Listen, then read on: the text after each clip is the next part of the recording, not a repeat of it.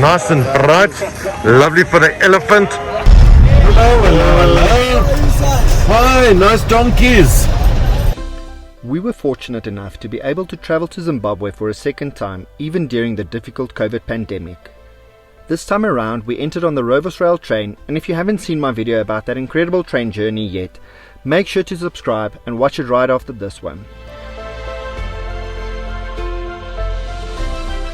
We picked up a rented car from the airport and made our way to Robins Camp, situated in Hwange National Park. Although parts of the road getting to Robins Camp from Victoria Falls Airport was somewhat challenging, we made it through our entire journey without a problem. If it was the rainy season though, it would have been an entirely different story. Robins Camp is about an hour's drive from Victoria Falls Airport and is named after Herbert George Robins. In the early 1900s, he acquired about 26,000 acres of land. He took an active step to stop hunting and poaching on his land and developed it into a large private zoological park. In 1934, fearing that his land would be sold on his death to become a shooting box, he offered to bequeath it to the Southern Rhodesian government, now known as Zimbabwe, on condition that it be maintained for all time as a game sanctuary. It then became part of Hwange National Park. Currently, Robins Camp is under new management and privately owned.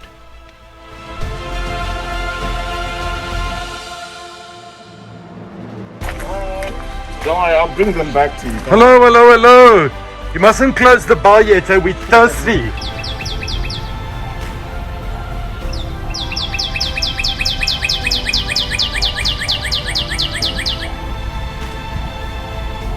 This side is called Mopani. Mopani? One side, so we've got a lot of Mopani trees. Oh, sweet. Then the other side, with the other rooms, it's called Acacia. Acacia. Not sure where the Acacia trees went, but probably there were a lot of Acacias there.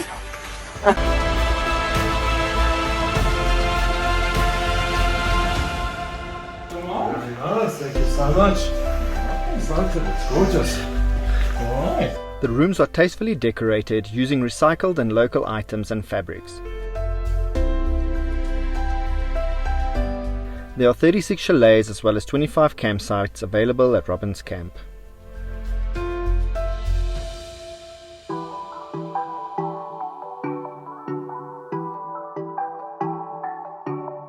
Facilities include a crystal clear swimming pool, guaranteed to be the best way to beat the African heat. They also offer game drives in the morning and late afternoon.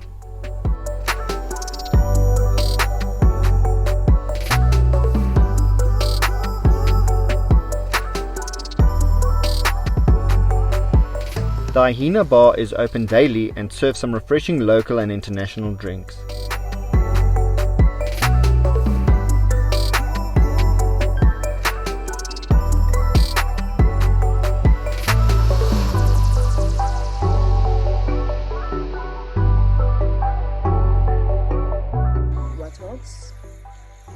Two big ones diving in. You said, Two big waterfalls. Like massive waterfalls. they usually come and eat along.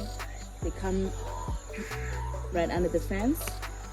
They come There's a under the family- fence. Yeah, they come under the fence. So like can't lions and cheetahs come under the fence? No, and unfortunately, we've never had that.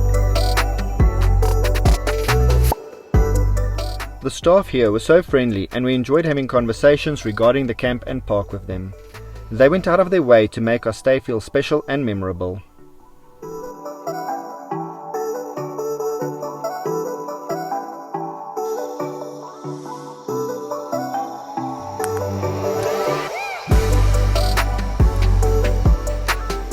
Because of the devastating effects of COVID in the travel industry, we were the only guests in camp.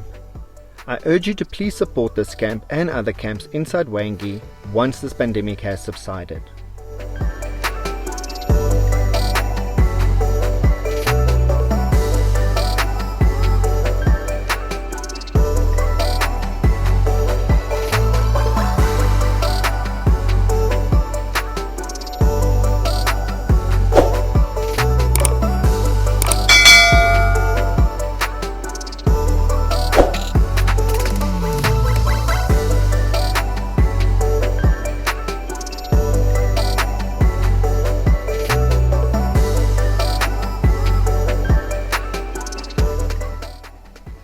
Next morning we came across this lovely dam where we spotted lots of birds, zebra and some hippos. Hwange National Park is the country's largest park, covering an area of 14,600 square kilometers.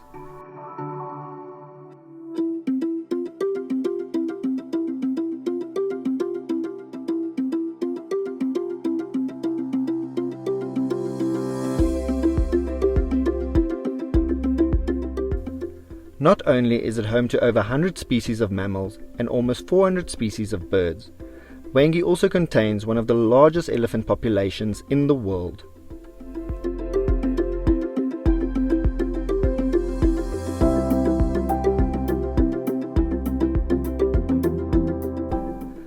Our second camp was Nahima Lodge.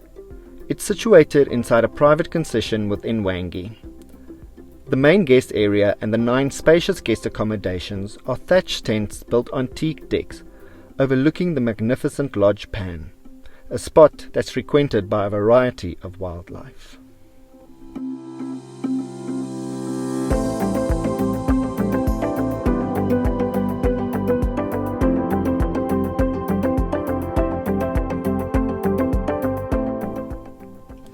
Again, we were the only guests in camp. The well-trained staff treats guests like royalty here, and they surely looked well after us. What were you thinking?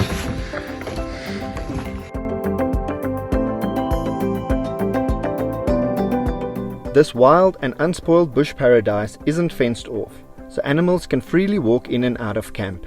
That's why you are escorted by staff to your accommodation.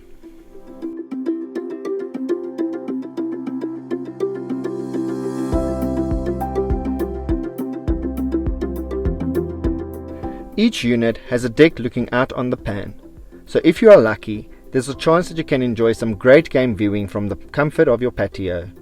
Unfortunately, we weren't that lucky.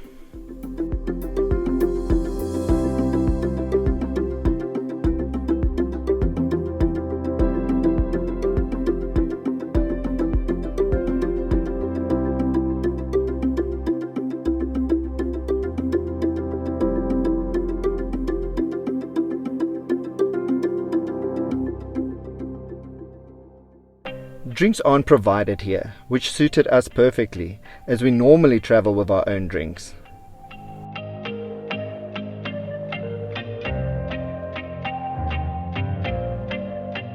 I think Ralph was very brave to get into the pool.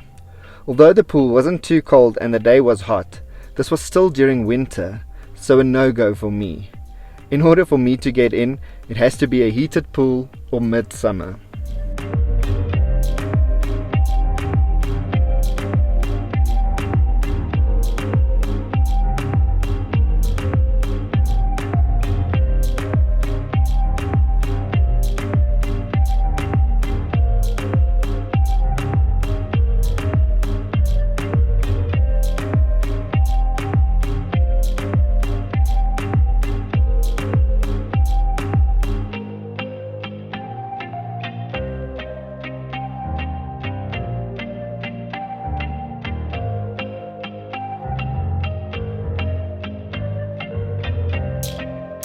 Late afternoon, we went on an included game drive excursion.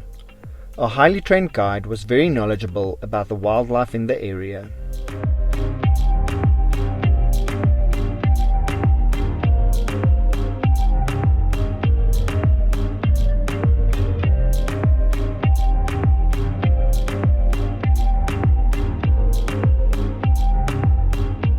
This is what our camp looks like from the other side of the watering hole. One of the beauties of Hwange is such diverse changes of geology. You get these belts of what we call mapani. So in the mapani you get these big waterholes because mapani typically will grow in clay soils. So all of this is clay soil. So when you get clay holds water very well. So come the rain season, this pan when it's full is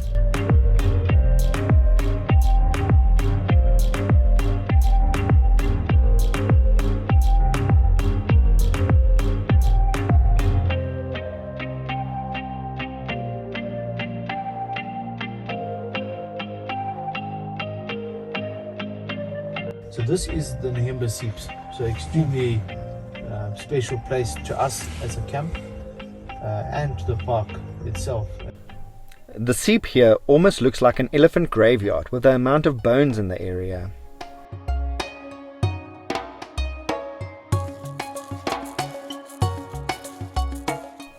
We were lucky to see loads of elephants on our game drive, some afar and others more closely.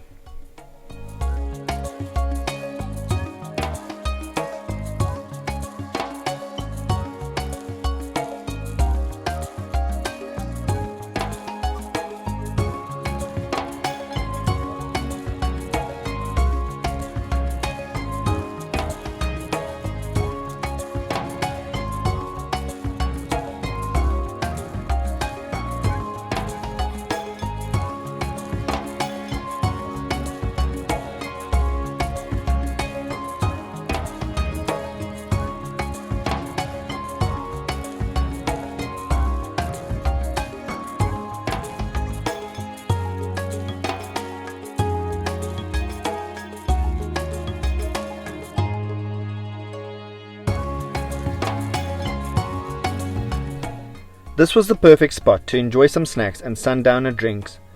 I absolutely love this perfect setting, and we certainly left with memories to last a lifetime.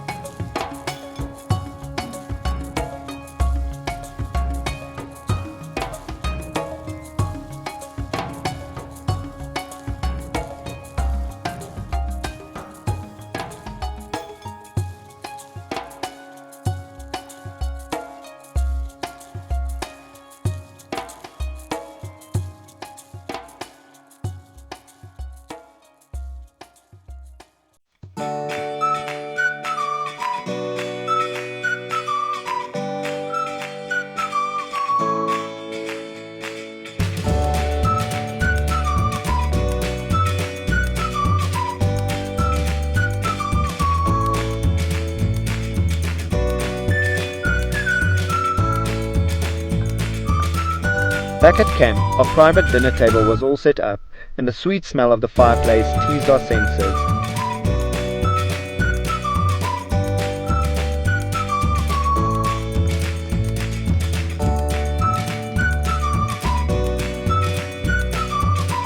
While enjoying our dinner, we got a visit from some elephants who came to drink from the watering hole. This was truly a magical experience I won't soon forget.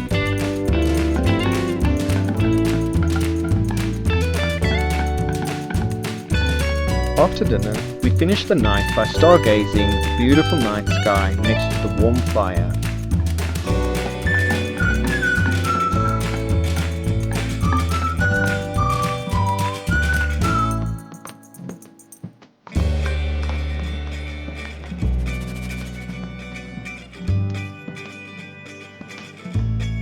Next morning, after breakfast, we drove through a big portion of Hwange.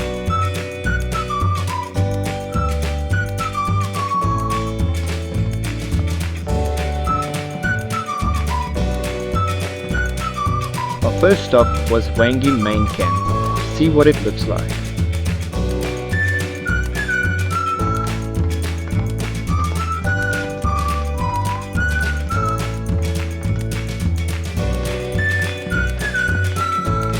Although the accommodation might need a bit of work, I would definitely stay here in future.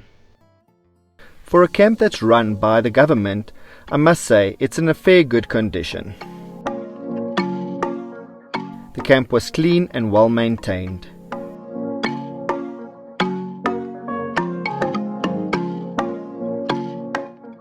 Staff were friendly, and they even had a little shop for basic supplies.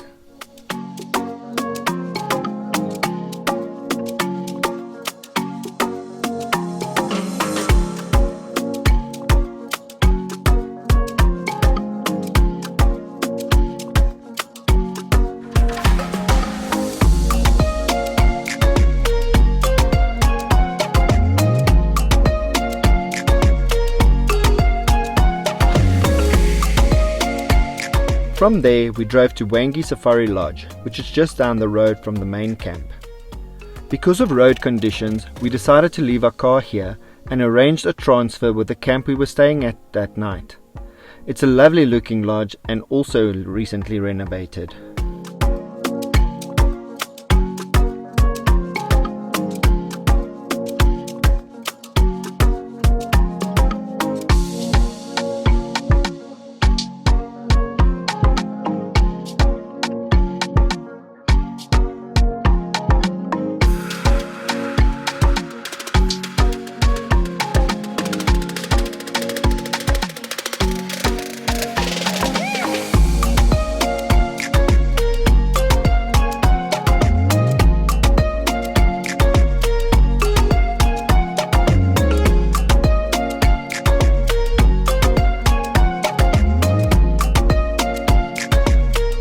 We got transferred to our next accommodation by Ashton, the manager at Iganyana Tented Camp, which is situated on an exclusive wildlife concession bordering Hwange.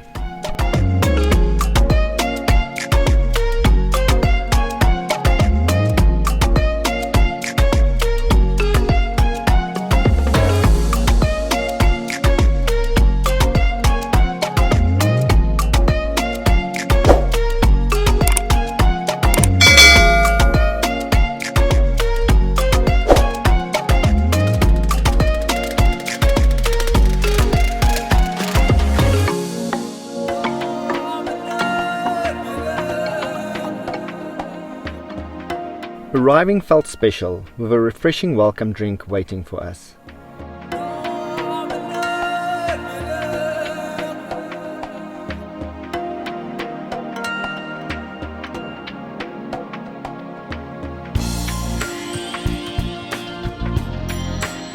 The camp looks out over the wide, open grass plain of the long dry Deity riverbed.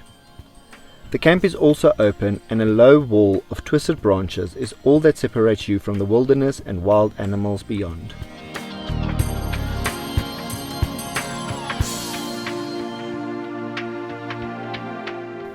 The large dining and lounging area felt luxurious and made you feel relaxed and fully escaped from the hustle and bustle of city life.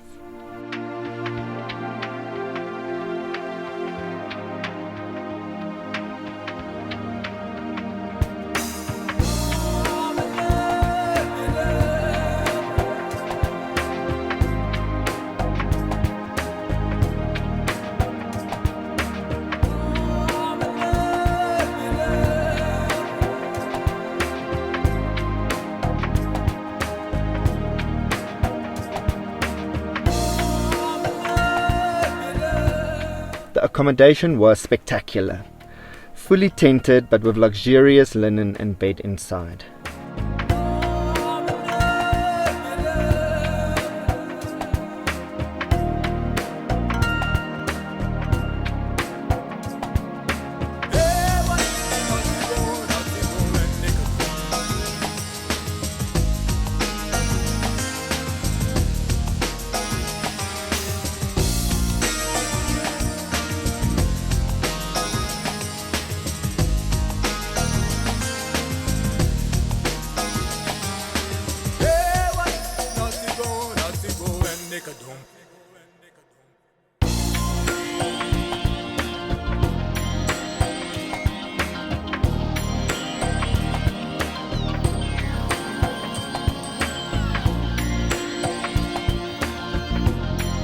We enjoyed some lovely meals while overlooking the pool and watering hole.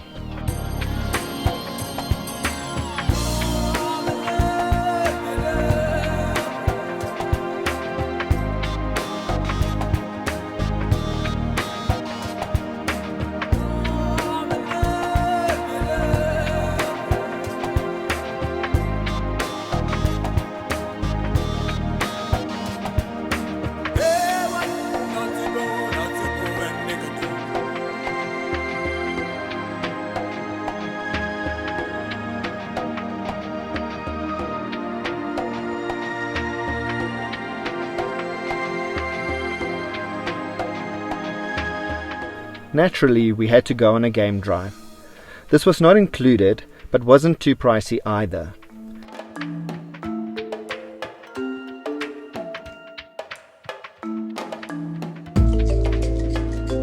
We got up close to loads of impala and wildebeest, which were grazing right in front of our camp.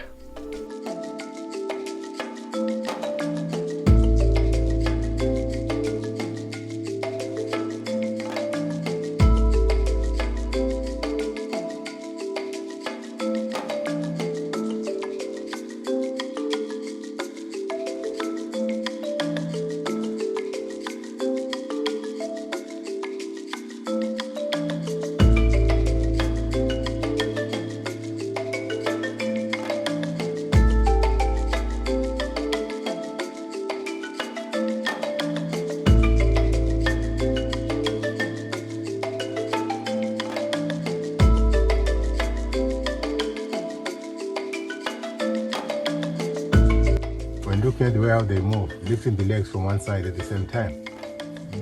Then if other animals use the same system, they will fall down. But these guys, they use the neck for balancing.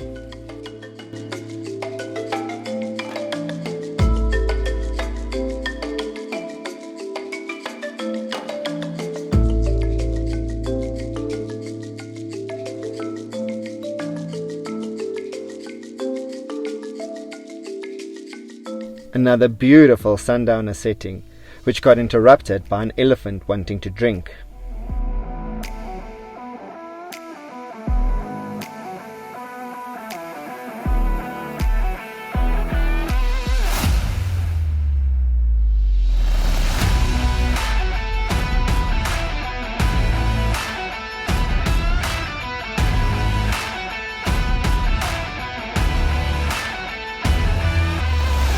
Wow, very nice, hey? Thank you very much.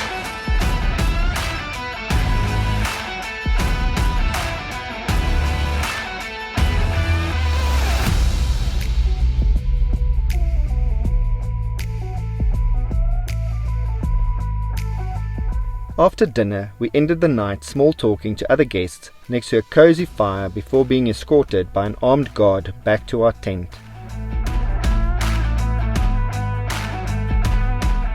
From Iganyana, we drove through some small towns to get to Victoria Falls.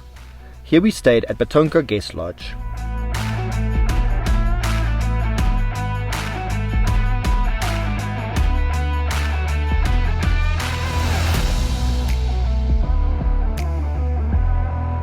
As you can see, it also boasts a lovely room, sparkling pool, and large dining veranda.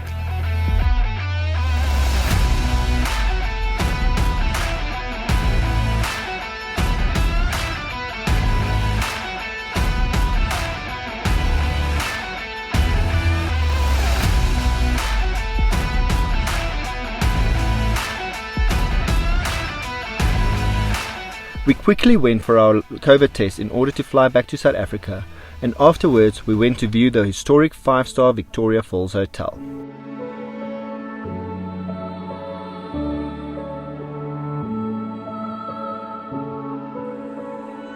The Edwardian-style hotel, built in 1904, was splendidly redecorated in 2013 to combine its traditional majesty with modern sophistication.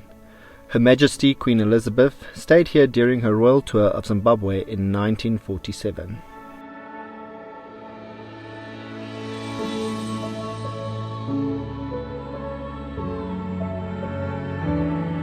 The hotel has a prime location overlooking the mighty Victoria Falls and the impressive bridge crossing over the Zambezi River joining Zimbabwe and Zambia.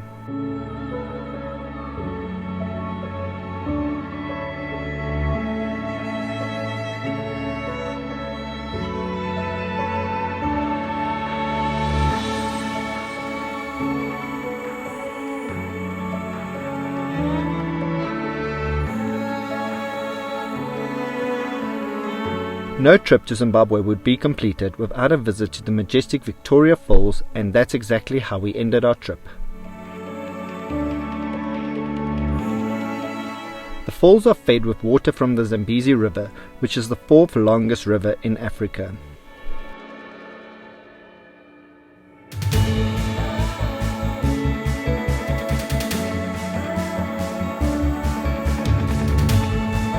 You get to view amazing rainbows in the area because of the mist spray from the falls.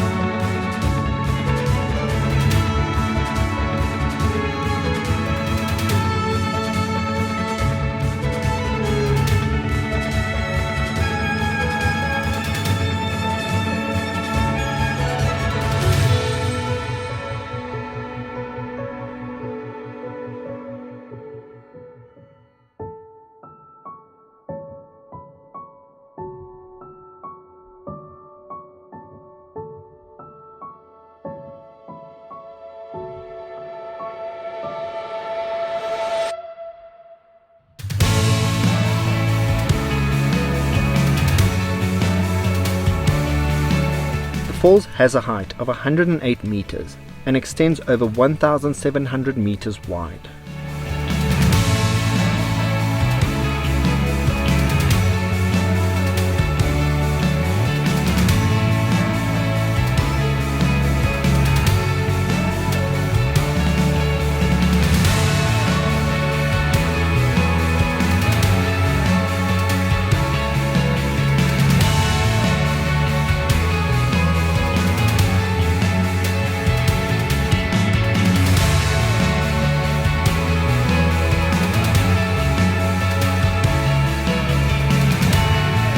We walked all along the Zimbabwean side of the falls, but they can also be viewed from the Zambian side, which is just as impressive.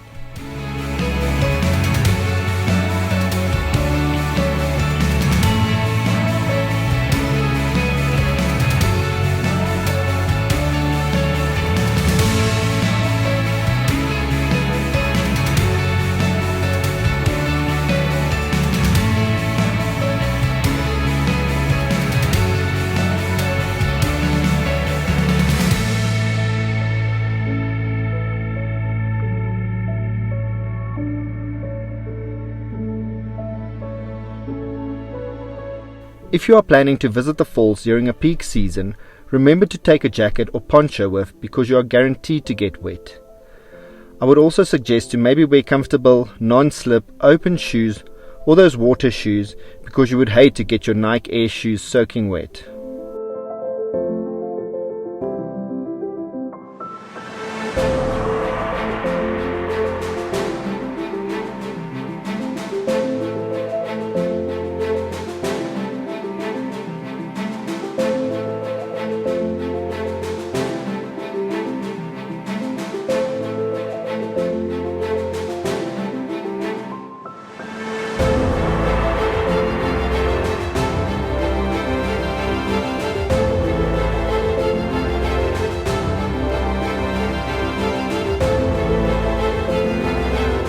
That's it guys. If you like this video, remember to like and subscribe in order to see more of our past and future travel videos, and follow my Instagram page to see photos about our trips.